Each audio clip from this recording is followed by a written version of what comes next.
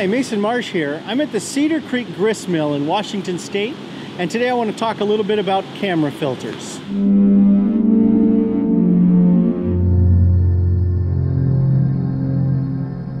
One of the best ways to open up some possibilities in your daylight landscape photography, especially when it includes water like here at the grist mill, is to use neutral density filters. And there's a couple other filters I use often, so I'm going to talk about camera filters today, and I'll show you what I use, but I'll be upfront and tell you I don't know if there is a perfect set of filters. They're sort of like camera bags. It all depends on what works best for you. So I'll show you what I've got, and you can make up your own mind and see what you want to use on your gear. Right here, what I've got is my Canon 5D Mark III with my 24mm tilt and shift lens. And stacked on the front, I've got a Tiffin neutral density filter. It's a 3-stop neutral density filter. And then on the outside of that, I have a Marumi circular polarizer. So what that's going to do for me on a day like today is it's going to allow me to take 3 stops of light off of the lens. So I'm blocking 3 stops worth of light, which is a lot of light. And I'm also using the polarizer to cut through the reflection that's coming off the water and off the leaves to increase the vibrancy of my colors and to give a little bit more detail in the water as it flows through.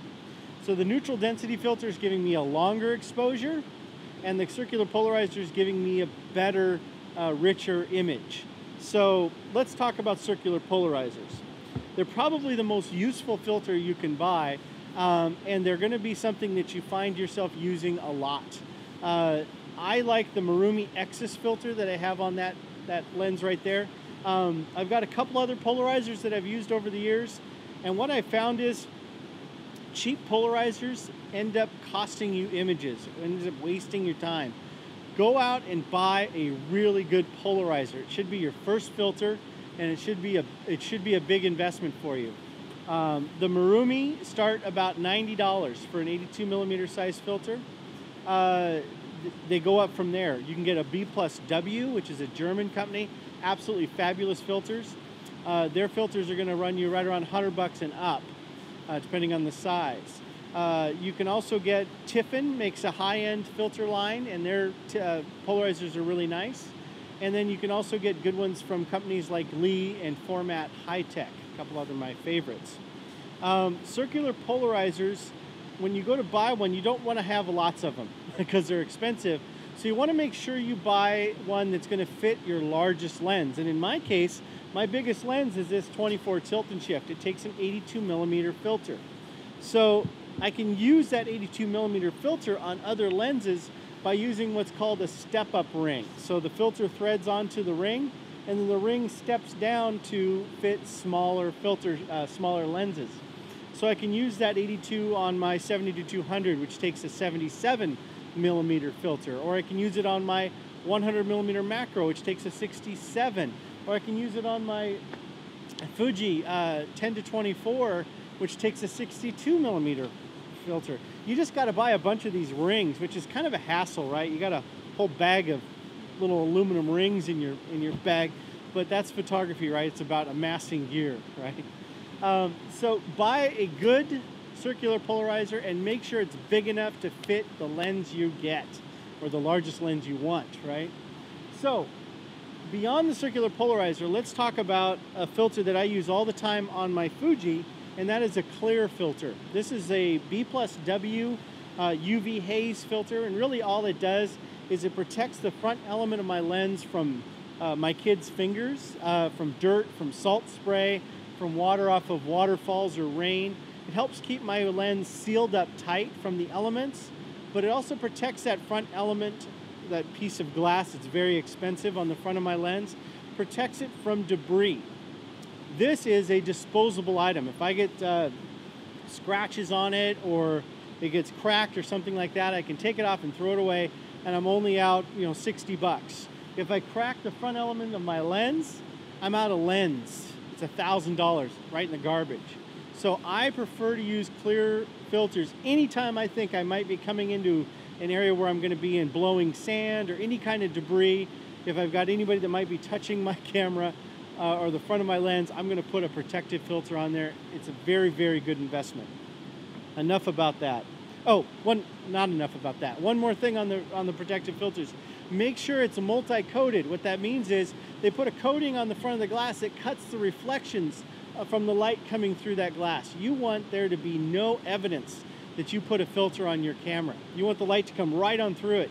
You don't want to see any hazing or artifacts or any kind of rainbows or anything like that. You want that light to shoot right through, so it needs to be multi-coated. That coating also needs to be hard and durable. And one of the ways they do that is by putting lots and lots of layers of this coating on there. And the reason I chose the B+W is they have a coating called Nano, which is incredibly hard. It'll hold up to years of me wiping it with a lens cloth and lots of cleanings. What you don't want is the first time you clean your lens to scratch that filter, and then you gotta throw it away and buy another one. So get a good clear filter that has a great coating on it. Enough about that. Let's talk neutral density filters. Now, neutral density filters are just sunglasses for your camera. But what's important to here, even more important than the sunglasses we put in front of our eyes, is we don't want to introduce a color cast. On a day like today where I'm shooting fall colors and I want this shot to be true to the color that I'm seeing, the last thing I want is for it to come back and put on the computer and look blue. And a lot of neutral density filters, especially if you buy a cheap one, they're going to introduce a color cast, and it's going to be hard for you to get that out in post-processing.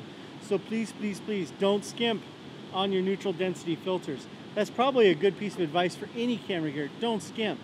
Buy the best you can afford because it's going to give you better performance. Now, there are several different types of neutral density filters out there. There are 10-stop neutral density filters. There are 3-stop, 1-stop, the whole range. And there are even some out there now that are called variable neutral density filters. So, and they're real popular with video folks. You can dial them up.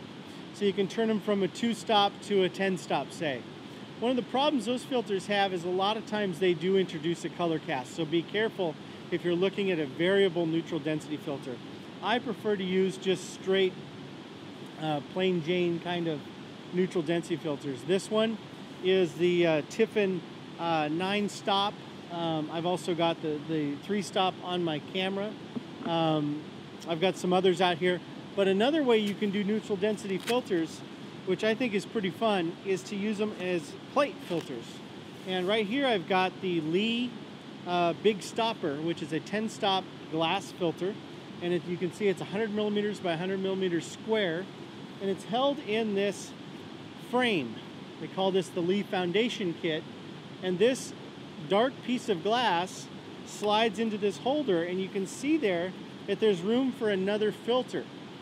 So one of the cool things about the plate filters is you can stack, 2, 3 or more filters onto the front of this, and then you buy a ring for each lens that you've got, different size lenses, and the kit clips onto this ring. So you screw the ring onto the lens, clip the kit on, and you're good to go. Why would you choose a plate filter over a screw-in filter? Well, the only really good reason I can think of is you might want to use a graduated neutral density filter. And what I've got here is the Lee 3-stop graduated filter. And you can see that half of it is dark and the other half is clear. And this is just a rectangular piece of resin, of plastic, but it's very optically pure. There's no quality issue. You're not going to see this filter in your images. But the top half is dark. And you place this in your holder, and you can slide it up and down to place the horizon wherever you'd like in your frame. So lower, high in your frame. So what I've got in here is I've got the 10-stop big stopper, and in front of it I can adjust so that half of my scene is darker than the other half. Where would you use this? Most of the time I use this at the beach, shooting sunsets. I want the sky to be darker so that it balances better with the reflected light coming off the water. I use a graduated neutral density filter.